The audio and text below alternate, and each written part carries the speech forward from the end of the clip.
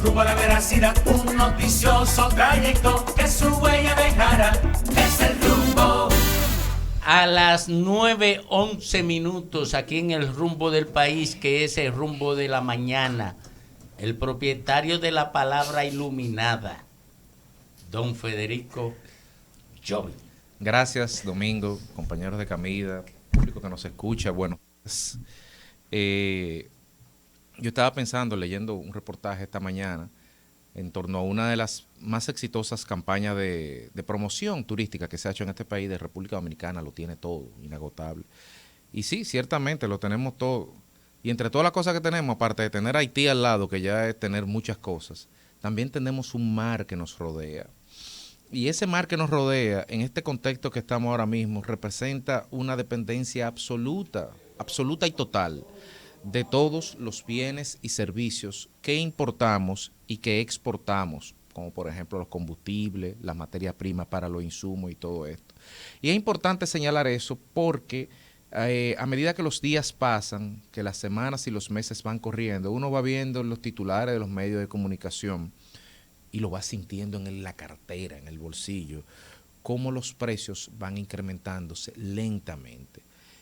Porque esta dependencia al momento de importar o exportar, y los modelos de importación y las cadenas de distribución de importación y exportación están condicionadas por materias primas que tocaré ahora en breve.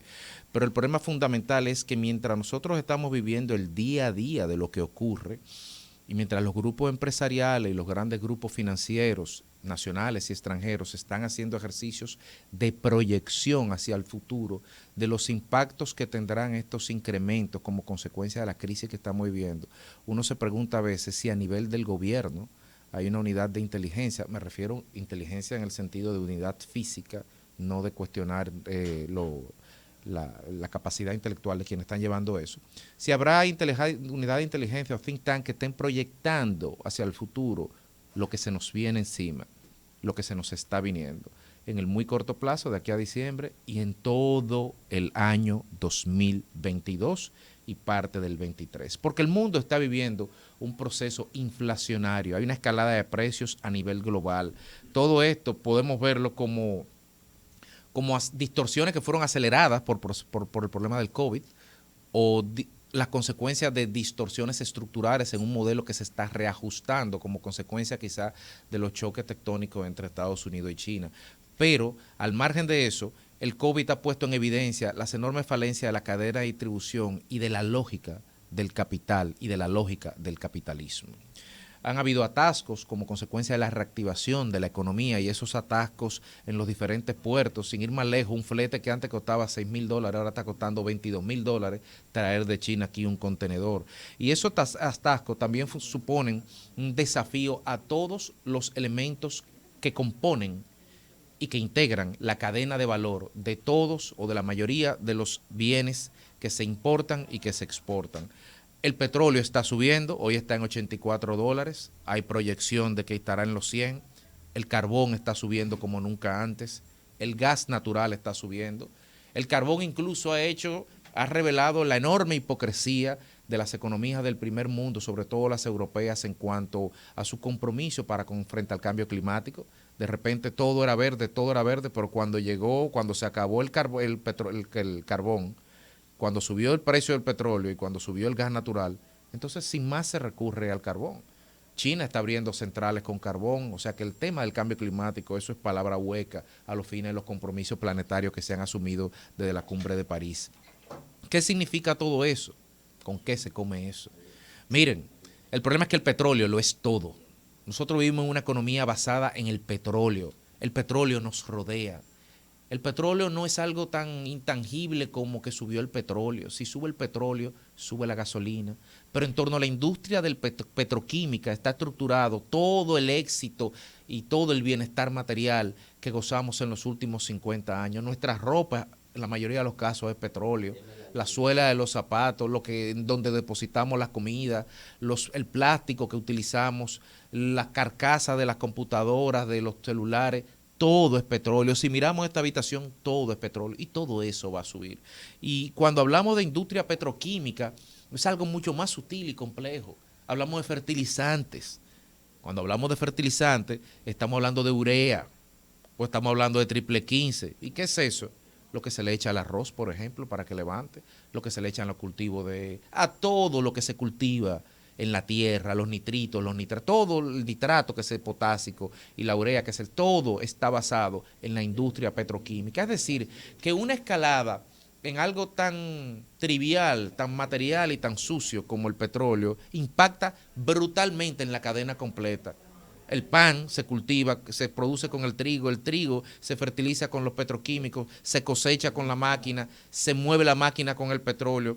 Entonces, para complejizar más el asunto, al tema de estar viviendo en una isla, todo está referido también al flete, al costo de transportación, y eso afecta al costo de la gasolina y los combustibles que traemos. El gas licuado de petróleo se trae por barcos, no hay otra forma de traerlo. Entonces, vamos pensando que más allá de estar viviendo una crisis sanitaria, de la cual no vemos una fecha de salida, estamos en los albores de una crisis energética.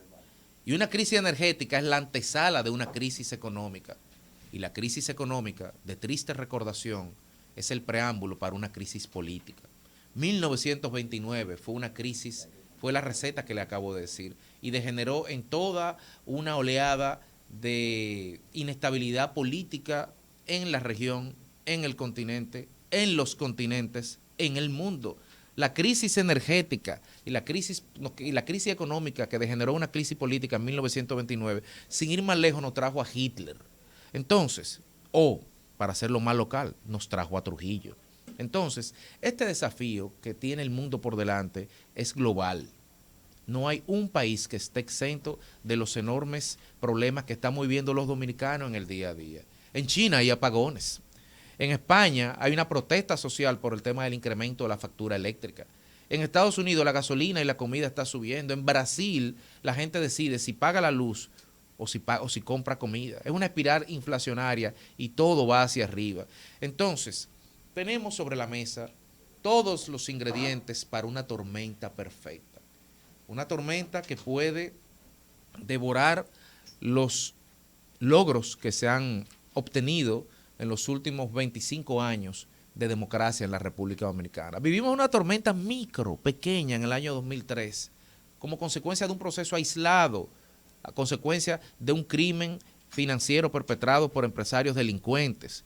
Y ese pequeño suceso arrojó a más de 1 millón de dominicanos a la pobreza. Imagínense cuando estamos hablando de un suceso de escala planetaria, global, como nunca antes se ha visto, porque la contracara de la globalización, la contracara de la conectividad, la contracara de la economía de redes y esa facilidad que tenemos de comunicarnos en tiempo real con cualquier persona en cualquier parte del planeta, el precio que tenemos que pagar para eso es la enorme relación de causa y efecto que hay entre un hecho que ocurre en un lugar y cómo impacta a otro. Ahora más que nunca, esa proposición de Lorentz, del matemático, que decía que el aleteo de una mariposa en California puede provocar un tsunami en Japón.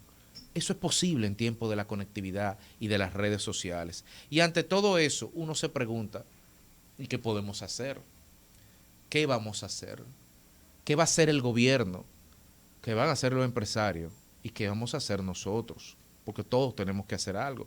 El Ministerio de Agricultura, sin ir más lejos, ya está diciendo que los insumos agrícolas, los fertilizantes están subiendo un 26%. Eso va a impactar en todo. Todo va a subir de precio. Es inevitable de que pase así. Industria y comercio, ¿qué está haciendo de cara a poder tener medidas que puedan aminorar el impacto que vamos a tener con los combustibles?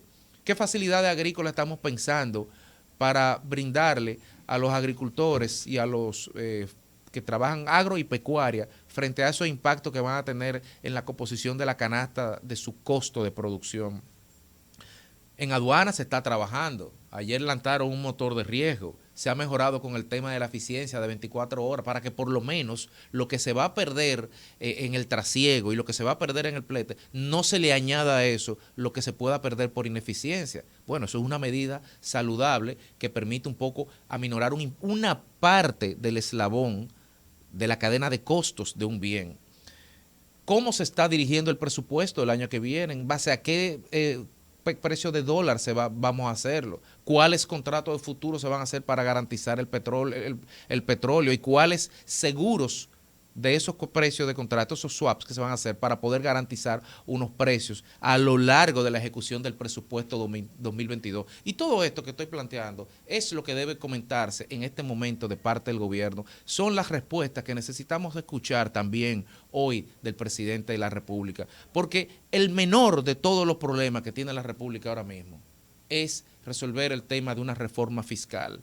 Eso es frente a la inmediatez, producto de malas prácticas en los últimos 20 años de políticas estructurales. Pero frente a los desafíos reales que ni siquiera estamos en capacidad de proyectar, y cuando digo nosotros me refiero a todo el mundo, nadie sabe, estamos frente a un suceso emergente, frente al escenario más terrorífico de un escenario complejo. Frente a eso, ¿qué vamos a hacer? Nosotros esperamos que el presidente no solamente hable de reforma fiscal, sino que nos ponga sobre la mesa qué medidas se están pensando desde el gobierno para poder conjurar todos los desafíos que tenemos por delante en los meses por venir. Rumbo